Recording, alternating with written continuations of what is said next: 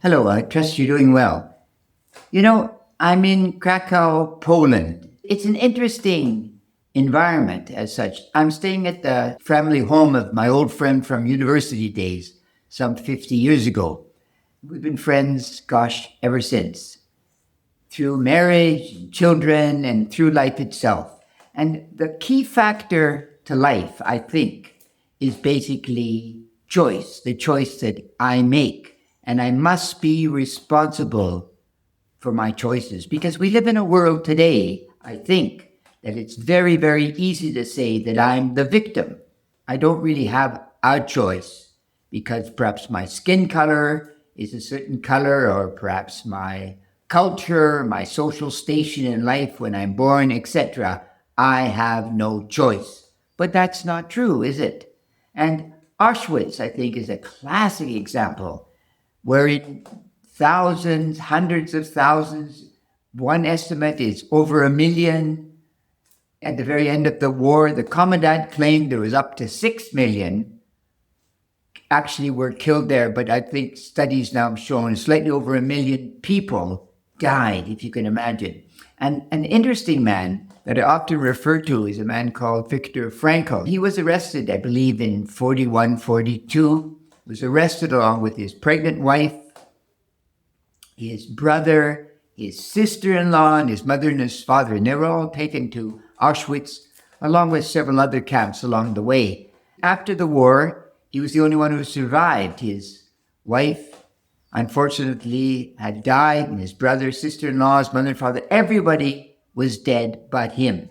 And he relates a story in his book, Man's Search for Meaning, that, these are all intellectuals and probably out of shape. They're not training at the gym all the time. So he's walking this one day with a group of professors, and he had this moment. Things are tough. It's wintertime, and he's wearing very poor clothing. It's cold, and most people are going to die. And most did die, actually. But he realized at that point, the thing you cannot take away from me, in my life, is the power to choose my thoughts at this moment.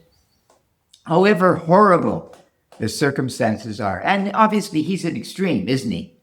Because, most people died, and he was fortunate and he didn't. But this concept of choice, I really think, is a concept that should come to everyone's life. Because when you wake up, when you actually gain consciousness, at around 20 or so, you start to realize that, my God, I don't know where I'm going to go with this thing called life, my piece of life. And you realize that you're a man, a woman, certain socioeconomic status, your color, etc.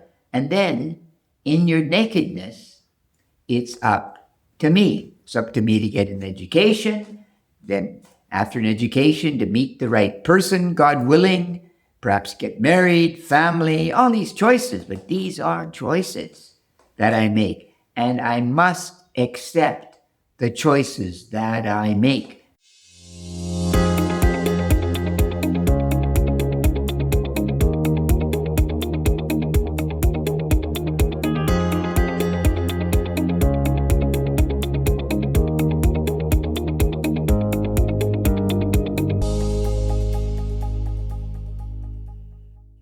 Many times I make them in error. In my own life, I've made many errors.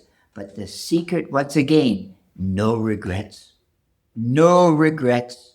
The mistakes that you have made, and I have made many, are your responsibility. And you have to learn from these mistakes. Or not. Many individuals never learn. And they suffer. I was watching a video clip this morning on a man who apparently helps billionaires. He consults with billionaires, and he says that the majority of billionaires that he's met in his life, most are not happy. What? Most are not happy because they're not at peace. You think to yourself, with $1 billion or more, you think you would be at peace. But he claims, and I've also read, that many wealthy people are not happy because they're not at peace. Because peace is a choice, isn't it?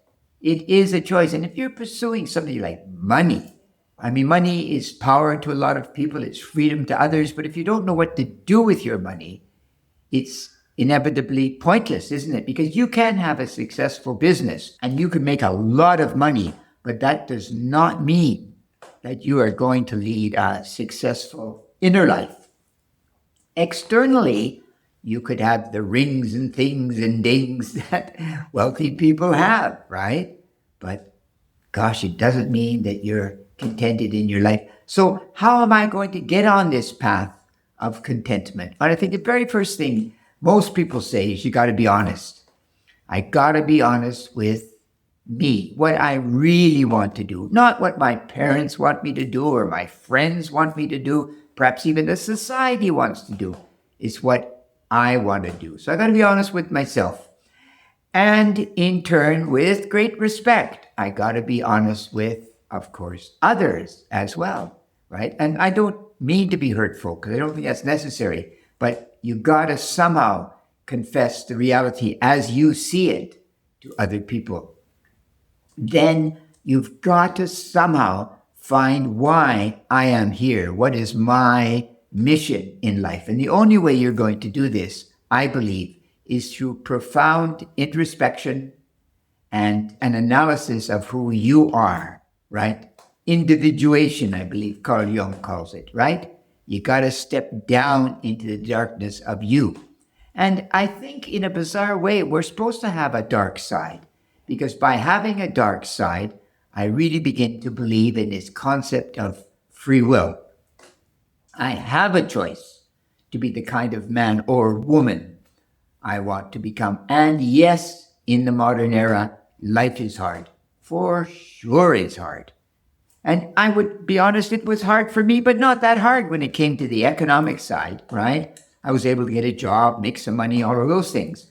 But that kind of fools you as well, because very quickly you have, especially if you're a working class man, very quickly you have a lot of money, at least you did 50 years ago, but you didn't have intellectual growth. Your friends were quite crude. They told crude jokes about life, women. It didn't matter, right? So you realize very quickly you couldn't stay here. But the next step, at least in my case, was to get an education. And getting a formal education at the time to get into the school was relatively simple. But to finish, my gosh, most people, I think 90% didn't. During this era, 1 in 10 finished in 4 years for a bachelor's degree. Most quit because the money was too good. So you got to be honest, you got to find your mission, and then I think you have to be willing to work, truly to work.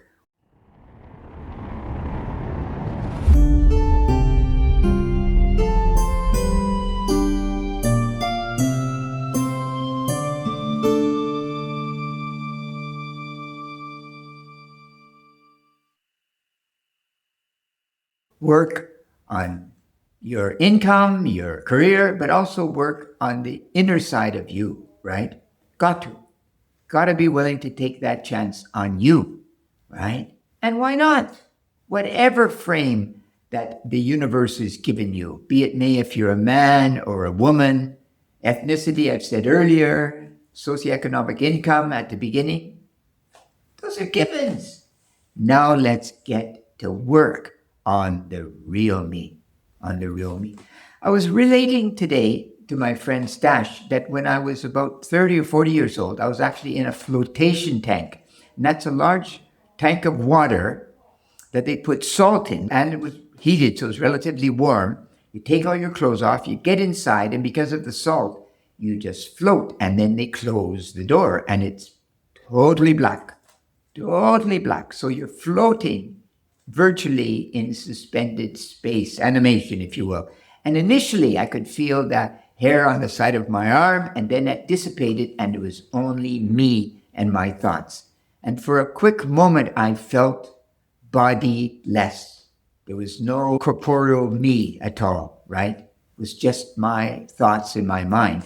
And I've often read that people that actually die and come back, these near-death experiences, true or not, have a similar sort of visualization, if you will, and it changes their lives.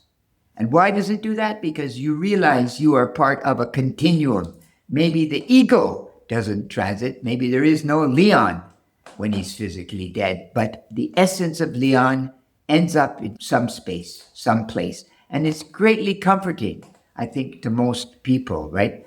So just to leave you with these thoughts, ultimately, that I gotta own what I decide. My decisions, right? These are my own. I'm in control of my innermost thoughts. They're not external, right? They're not. They're inside of me. And in that sense, no one can take my inner thoughts away. My external being, I can be in a horrible situation like Dr. Frankl was for those 4 or 5 years. Great loss because of it. But out of that, he helped a lot of people with his philosophy of global therapy, right? And he says, and I think there's some truth to this, Freud talks about the basis of reality has to do with our sexuality. Nietzsche, Adler, people like this say that no, the mission of life is power. And he says, no, it's meaning. Gotta find my meaning. And a big part of that is making my own choices. So you take care, and you know what they say. You know what they say. Critical thinking is everything, especially when you're going to make these given choices in life. And critical thinking is great. Truly great. You take care. God bless.